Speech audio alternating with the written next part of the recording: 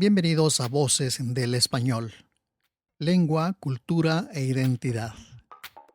Voces del Español es un programa que nos muestra cómo nuestra forma de hablar el español refleja quiénes somos, cómo somos y de dónde venimos. Voces del Español es un programa dirigido por la doctora en lingüística Erika Erdeli, quien además es secretaria académica de UNAM Chicago. Aquí comenzamos. Voces del Español. Hola a todos, bienvenidos a Voces del Español y bienvenido nuestro entrevistado de hoy nuevamente a este programa, el doctor Ricardo Maldonado. Ricardo es profesor, es lingüista de la UNAM, profesor de tiempo completo en el Instituto de Investigaciones Filológicas de la UNAM, también profesor invitado en la Universidad Autónoma de Querétaro. Y ya tuvimos en el pasado con él una entrevista acerca de cómo hablamos los mexicanos el español y qué refleja nuestro español sobre cómo somos. Y pues te agradezco muchísimo, Ricardo, que hayas aceptado de nuevo estar en este programa. Ahora para hablar de un tema muy distinto, vamos a hablar sobre el tema de las lenguas indígenas. Bienvenido a este programa, Ricardo. Muchísimas gracias, a tus órdenes. Pues mira, quizás algunos de nuestros escuchas hayan notado que se habla en ocasiones de que hay lenguas que están en peligro de extinción, que hay lenguas que van a desaparecer y que esto es un problema, ¿no? Pero algunas personas me han preguntado, bueno, ¿por qué es un problema que desaparezca una lengua? Si ya no hay gente que la hable, pues entonces ya no sirve de nada esa lengua, ¿para qué la queremos, no? Entonces, ¿cuál es el interés de un lingüista o de un investigador como tú de conocer una lengua indígena? Entonces, quiero ver si tú podrías ayudarme a contestar esa pregunta. No es una pregunta fácil, ¿eh? O sea, hay una mirada pragmática. Los rusos la hicieron. En fin, de pronto dijeron, son tantas nacionalidades que generan división. Y lo más fácil es que todo el mundo hable una sola lengua y nos olvidemos de las demás. Y por ahí de los años 40 hubo una mirada muy similar en México. La idea era, bueno, hay que conservarlas como si fueran objetos de librero. Pero en términos prácticos, pues lo lógico es que todo el mundo aprenda español y se olvide de las lenguas indígenas. Y bueno, esa es una manera de verlo, es una manera pragmática. Y realmente lo que deberíamos de hacer es también aniquilar el español y hablar todos inglés y cancelar el francés y cancelar todas las lenguas y todos hablaríamos una lengua y eso sería maravillosamente pragmático. Bueno, ¿no? está la idea del esperanto, ¿no? Ajá, el esperanto es un muy buen ejemplo de lo que iba yo a decir. Si uno quisiera, es un fenómeno precioso. Fíjate que el esperanto arranca como ese gran proyecto de tener una sola representación lingüística. Y una de las cosas que sucedieron en muy pocos años es que empezó a haber una serie de problemas de corte dialectal entre los esperantistas. Eso es una belleza y muestra muy bien lo que pasaría si artificialmente nosotros quisiéramos imponer solo una lengua. Por supuesto que los esperantistas iniciaron, luego cada quien empezó, se puso a estudiar, se pusieron a trabajar y empezaron a usar su esperanto. Pero claro, con el paso del tiempo, cada uno empezó a desarrollar usos distintos y de pronto tenías el problema, que es un problema bastante serio, de que tenías esperantistas de tipo románico, de tipo eslávico, de tipo, etc. Y entonces empezó a haber una fragmentación que a la lingüística hispánica tradicional le ha preocupado muchísimo. La idea, había un gran miedo de que de pronto el español le pasara lo que al latín, se bifurcara, se generara una buena cantidad de lenguas y se perdiera la unidad del español. Entonces, en esa preocupación, que va muy ligada al problema político, que fue lo que sucedió en Rusia. Había que imaginar una manera de que las diferencias desaparecieran y que todo mundo coincidiera en una sola representación. Y eso es maravillosamente artificial. Lo que puede suceder es que sí, que todo el mundo aprende una lengua franca, que eso es una cosa súper útil. Una lengua que todo el mundo emplea para fines comerciales, para fines comunicativos, etcétera, etcétera. Pero ahora sí, la pregunta que me decías es ¿por qué conservar una lengua? Lo puse de esa manera porque uno puede tener una lengua franca para fines prácticos, pero uno necesita su lengua para ser humano. El ser humano tiene un modo de ver el mundo, una manera de representar lo que está enfrente de él, una manera de relacionarse con su naturaleza, con su mundo, con su ambiente. Y eso no sucede en una lengua franca. Lo más importante es que uno se asocia a través de la lengua con el mundo. De manera que la lengua es una manera de ver el mundo, de entenderlo y de sentirlo. Entonces, si tú tomas la decisión de decir, bueno, pues que todo el mundo habla español, bueno, entonces lo que vas a tener van a ser hablantes amorfos. Lo que vas a tener va a ser un conjunto de hablantes que no se identifican con nada. Y eso lo que te genera ni tan a largo plazo, es falta de identificación, eso genera violencia, eso genera enfrentamientos, eso genera una gran cantidad de diferencias de corte social que son brutales. Es decir, si yo solo puedo defender mi punto de vista en una lengua que no domino, mi punto de vista es un punto de vista muy limitado. Entonces, de pronto, si tú tienes un caso fácil, ¿no? Un robo, o lo que podría parecer un robo, en un sistema donde tienes trueque, y de pronto resulta que hay un intercambio que no fue bien entendido, y te acusan de robo, y tú no tienes manera de explicar cómo es que se dio la relación de intercambio entre las dos personas, resulta que eres fácilmente calificable como culpable sin tener la capacidad de explicar quién eres tú, qué hiciste y cómo se entendieron. Y de la misma manera, si de pronto tú estás enfermo, lo de la enfermedad es bonito porque como ahora nadie está enfermo, ¿verdad? Nadie tiene COVID, resulta que la enfermedad puede ser vista en términos occidentales como una enfermedad física, como algo que te llega y te modifica.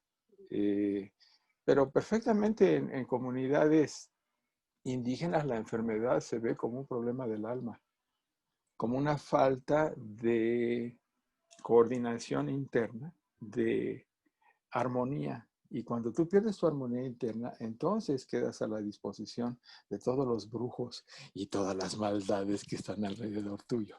Esto que estoy diciendo parece broma, pero es súper serio.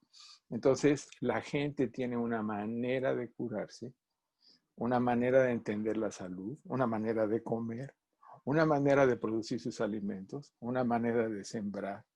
Y todo está eso asociado con una terminología muy particular que permite entender cuál es la relación entre el hombre y el mundo. Entonces, no sé cómo me viene eso a la mente es increíble. De pronto recordé el trabajo que hicimos en Yaqui, justamente sobre enfermedades. Y entonces resulta que tienes la enfermedad del venado, o la enfermedad de la lagartija, o la enfermedad del sapo, y todas estas son enfermedades del alma que se manifiestan en el cuerpo. Entonces, si tú tienes una, y luego dice, pues van al doctor y le explican, y el doctor le dice, a usted le duele la garganta, déjeme darle algo para la garganta. Y dice, no, doctor, lo que me duele es la voz. La expresión es lo que me duele, ¿no? No, a usted le duele algo de la panza. No, doctor, lo que pasa es que no digiero, pero no digiero la vida. Entonces tienes unas diferencias maravillosas de punto de vista que te permite entender cómo una comunidad se orienta, cómo se organiza una sociedad. Pragmáticamente a nosotros nos pueden decir, no, pues hágale como los gringos y ya está, ¿no? Es mucho más fácil, pero entonces las relaciones sociales, las relaciones humanas, tendrían que ser vistas en esos términos pragmáticos. Y bueno, pues comes sí, duermes sí, te mueves sí, vas al baño sí, muy bien, todo eso. Pero, mira, un ejemplo bonito. En huasteco, es una lengua que se habla en la sierra norte de Puebla. Es increíble, porque lo raro es que es una lengua maya que vive en Puebla, acá arriba, que es rarísimo. Lo que pasa es que eran muy buenos guerreros, ellos se quedaron allá en la sierra. Y los demás huastecos, que eran menos, perdón, los demás mayas, que no eran tan buenos, tuvieron que seguir bajando hasta la península. Y ahí resulta que tienes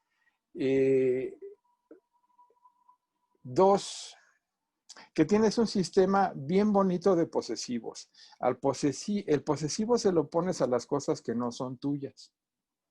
A las cosas que puedes hacer tuyas le pones un posesivo. Pero si las cosas ya son tuyas, pues ¿para qué le pones posesivo? Ya son tuyas, entonces no lleva ninguna marca. O sea, Es solo lo lo lógico. que es esencialmente tuyo. Sí, Es lo que más... lo que Ok. puedes hacer tuyo.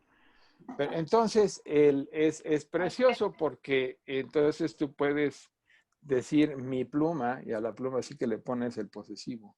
Pero no puedes decir mi mano porque esa es tuya. Esa es nada más mano, ¿no? Ya Eh, entiendo. y por supuesto que los ojos pues ya son tuyos, entonces son ojos nada más, pero no son mis ojos. En cambio, si tú tienes una... Ah, y entonces es muy bonito porque, por ejemplo, si dice sombrero, pues le deberías de poner el posesivo mi sombrero. Pero como siempre lo traes, ese ya no lleva posesivo. Ese nomás dice sombrero. Y lo mismo con el morral y con ciertas partes que están íntimamente asociadas a ti. Entonces, en esta lengua, hay dos palabras para cama. Una para la cama que usas todos los días para los fines que tú quieras. Hoy no va a haber albures, no te preocupes. Pero es la de uso cotidiano. Lo interesante es que cuando hay enfermedad, los huastecos no usan esa cama. Hacen una cama especial para la enfermedad. La O sea, tejen. cambian físicamente de cama. Es otra cama que hacen específicamente para ese propósito, por ejemplo, para el parto. Entonces, hacen sus atados, sus varas y hacen una cama especial. Y esa es la cama que sirve para la enfermedad llamada parto. ¿Ok? Ahora, lo interesante es que entonces la cama en la que duermes no lleva posesivo, pero la cama de la enfermedad sí lleva posesivo. Entonces, entonces tú tienes una casa y la casa en la que vives no lleva posesivo. Pero si tienes una casa que estás rentando, a esa sí le pones posesivo, porque esa no está asociada a ti. Entonces resulta que de pronto el mundo está dividido entre cosas que naturalmente son tuyas y cosas con las que te puedes asociar. Oye, una curiosidad, y para las relaciones familiares, por ejemplo, mi hijo sí es mío y mi esposo sí es mío, ¿sí se marca o no se marca? Es muy buena pregunta porque la relación es asimétrica y no es muy bonita. Si la relación es asimétrica, entonces mi hijo sí lleva posesivo. Pero mi mamá no lleva posesivo, es mamá. Lo que es feo es que esposo no lleva posesivo, pero esposa sí lleva posesivo. Bueno, Es porque parte de la... parte de la cultura. Sí, es parte de la... Pero ese es el punto. Eh, la lengua no es un utilizar palabras y ya, es ver el mundo a través de la lengua. Y no lo vemos igual. Ponía el caso de los posesivos porque es muy lindo como no tiene masculino, no tiene femenino, rara vez se ve el plural, pero a la hora de clasificar el mundo tiene clasificadores muy específicos.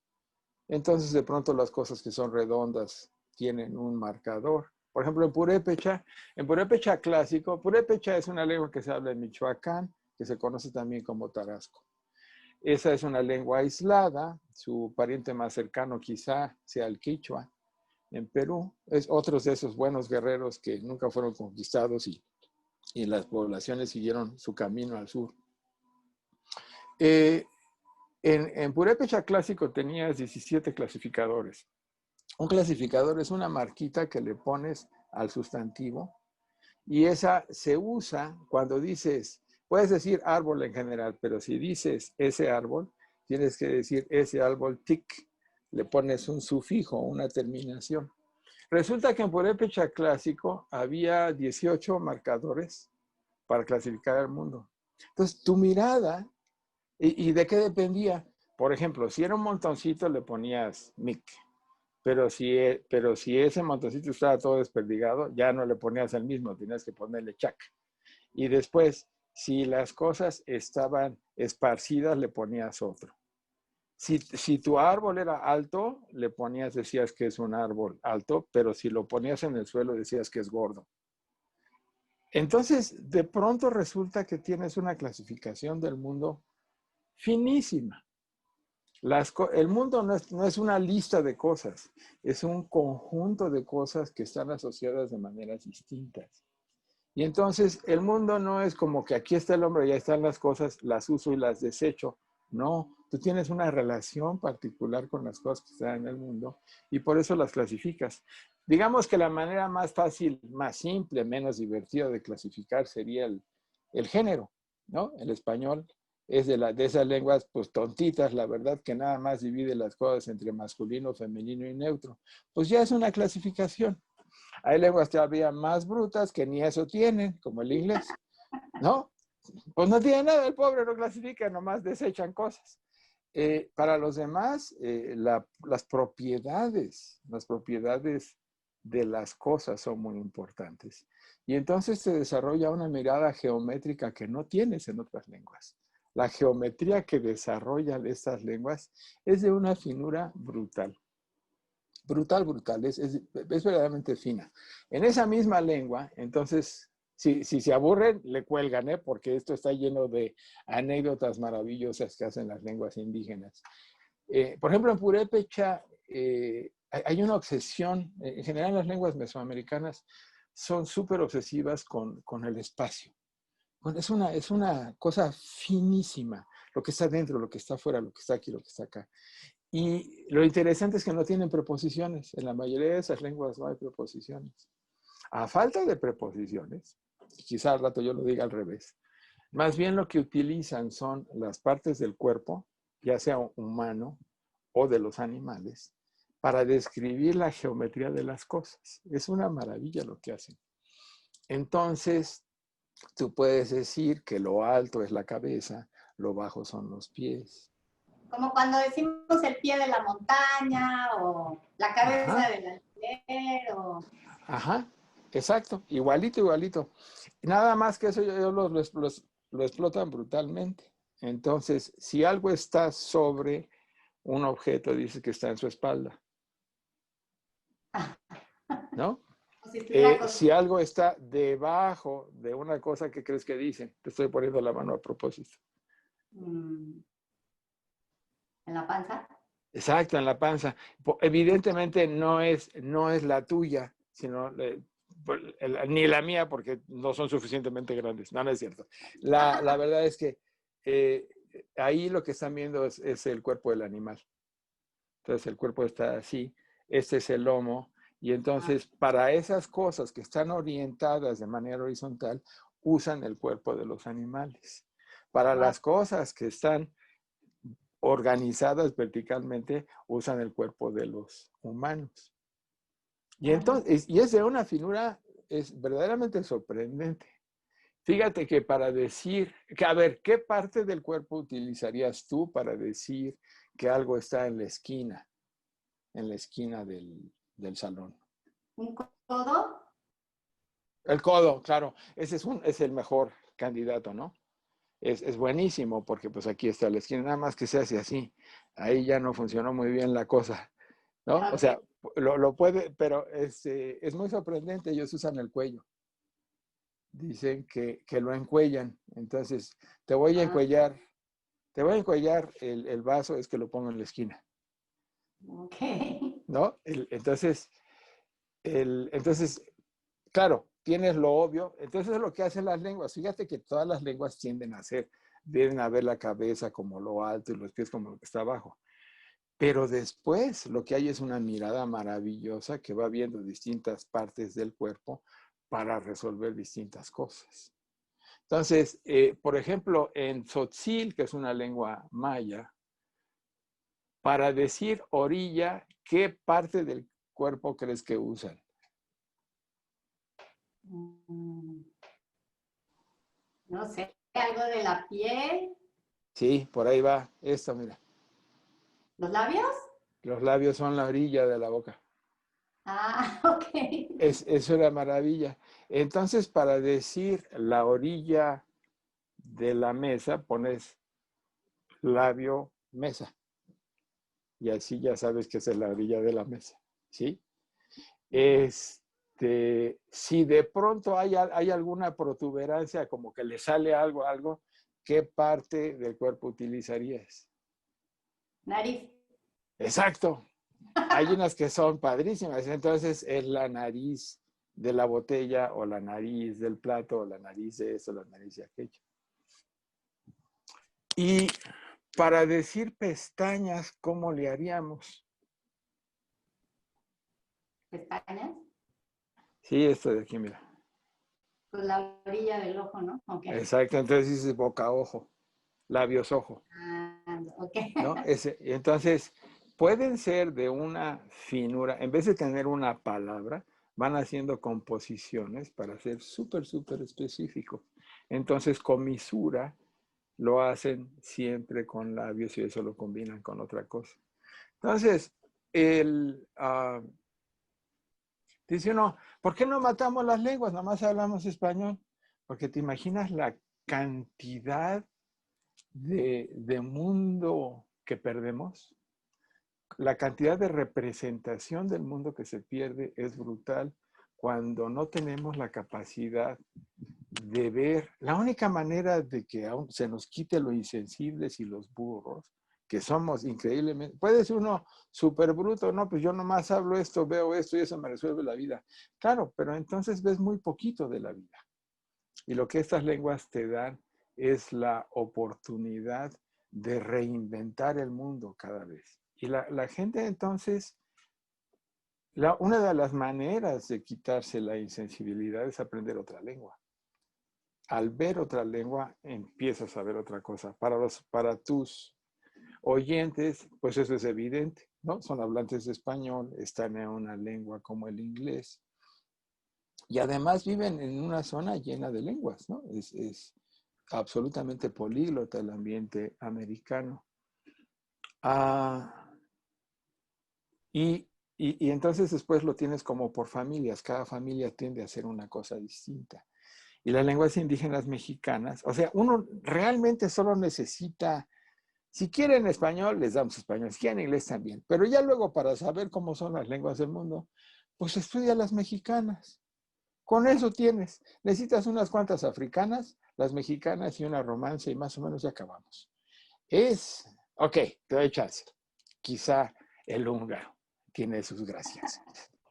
Pero digamos, es brutal. En cuanto a tipologías de lenguas, ya habríamos cubierto los grandes grupos. Los grandes grupos los cubres con las familias. Tenemos pocas familias, pero tenemos una variedad brutal. Entonces, si tú tienes, es lo bonito, si tienes lenguas mayas vas a empezar a ver las cosas de una manera. Si tienes lenguas yutoaztecas vas a ver las cosas de otra manera. Si las tienes del tipo, qué sé yo, del tipo del totonaco, el ñañú y esas cosas, tienes otra configuración. Si tienes una mirada como las oaxaqueñas, pues no te la crees, ¿no? Dicen, no, eso no lo entiendo, está en chino. Ojalá que estuviera en chino. El chino es una lengua súper fácil, no tiene gracia. Pero uno cree que sí, ¿no? El chino lo que tiene es que tiene tonos. Mucho trabajo aprender chino y no, bueno, realmente no lo aprendí, pero lo intenté. Ajá. Bueno, la sintaxis del chino es la cosa más simple del mundo, es súper Sí, la transparente. sintaxis, sí, efectivamente. Pero Y sus lo único que clasificaciones, tienes que... ¿Eh?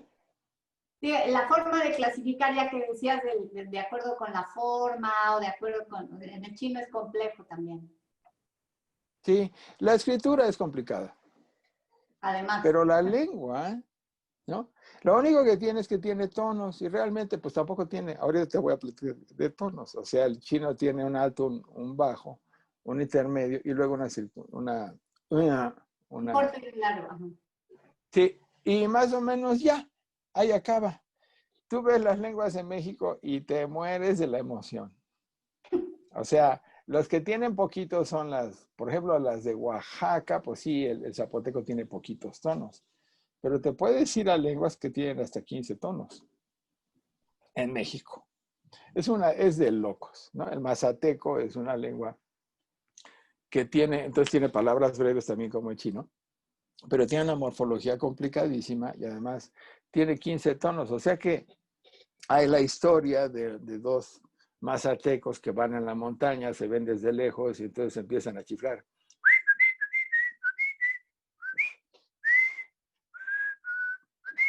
Y ahí van, plática, plática, plática, plática. Y cuando se encuentran, están más cerca, empiezan a hablar, ¿no? Añevo, no, añevo, un añevo.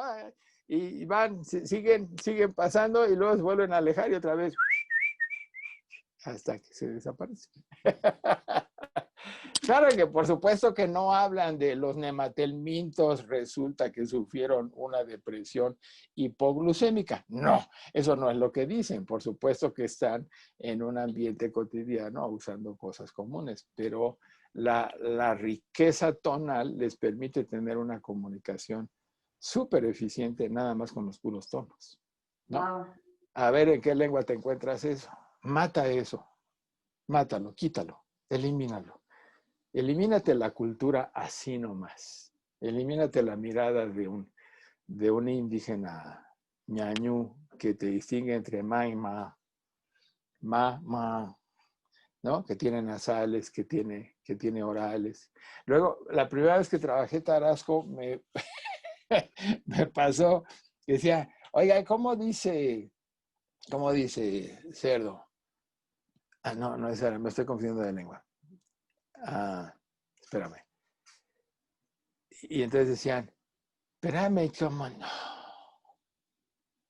Y yo, por supuesto, decía, espera que mono. Y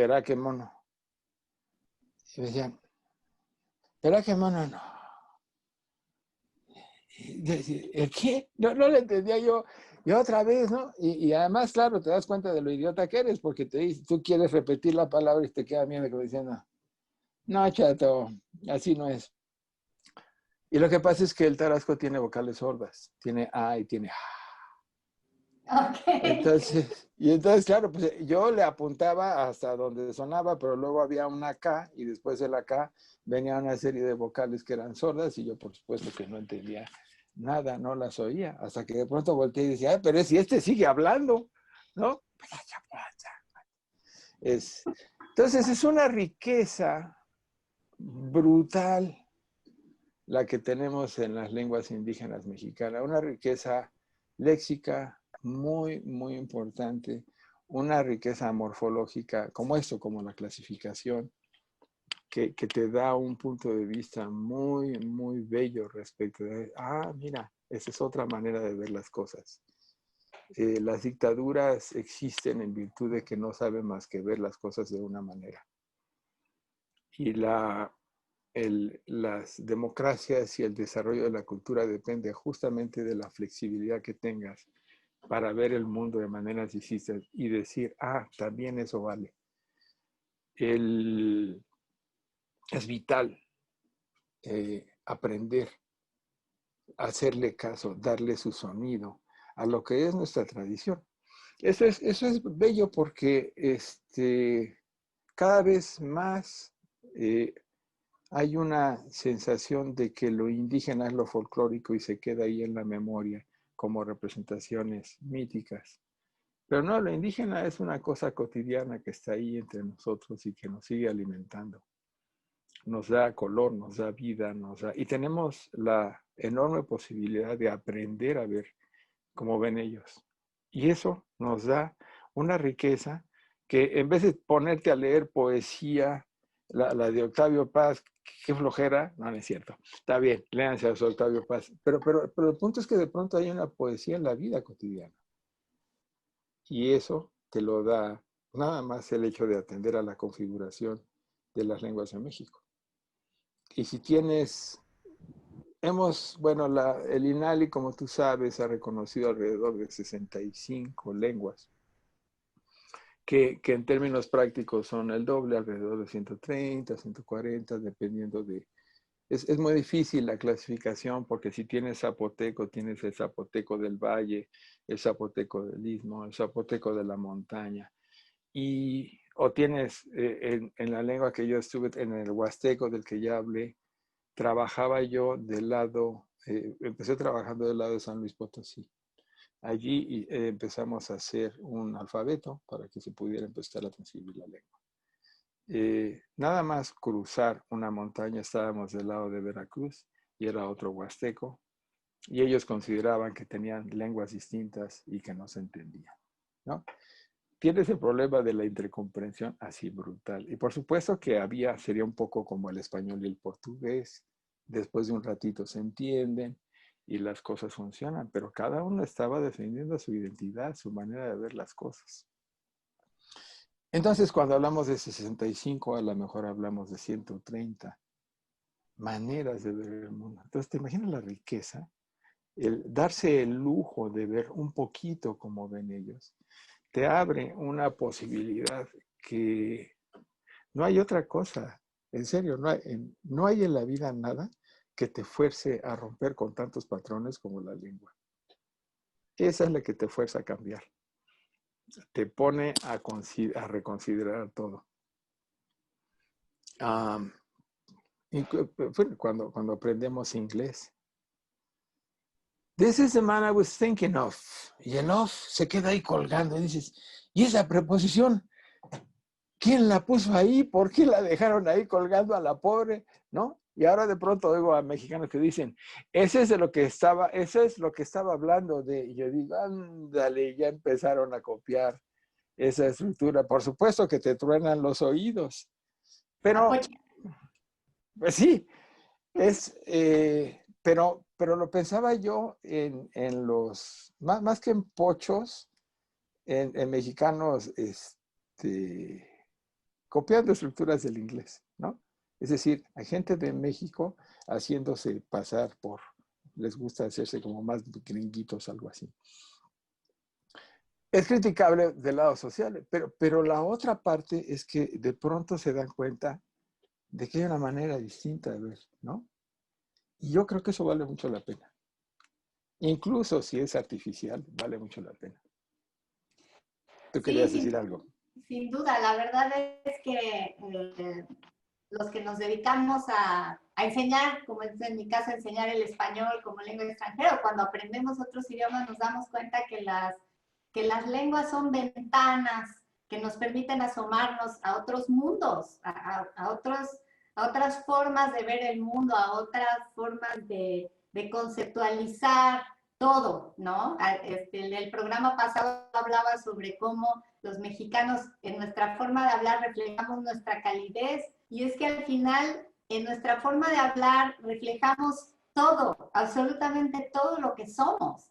Y por eso es que es tan íntimo, ¿no? Y hablaste del tema de la identificación, de decir, si todos habláramos una sola lengua, ¿cómo podríamos reflejar a qué grupo pertenecemos o a qué zona, a qué circunstancia, a qué contexto pertenecemos? No podríamos, ¿no? Y me hiciste pensar mucho también justamente en los que hablan español aquí en Estados Unidos, que al mismo tiempo crecieron con el inglés en unos contextos, pero con el español en otros contextos, y de pronto el tema de la identificación se hace complejo y se quedan atrapados así como en ay, no sé bien qué soy, y me imagino también las comunidades indígenas inmersas en un contexto también a veces en español, que se han de sentir atrapados como entre dos mundos, ¿no? Y qué difícil cuando no tenemos la apertura de conocer, de entender la lengua del otro, pues qué difícil es interactuar o comprendernos y sentirnos a gusto con quienes somos y en interacción con el otro, ¿verdad? Esa situación de la que tú hablas es una situación dolorosa, ¿no? El caso de los hablantes de lengua indígena que se tienen que insertar en las ciudades de México. Sí, Es una situación durísima. De pronto lo que tienes es que si tienen suerte se mantienen juntos como grupo, ¿no? Entonces tienes ñañús viviendo dentro de Querétaro o tienes matlatzincas, pero son como 3 y entonces tienen un grupo débil y entonces tienen que empezar a utilizar el español.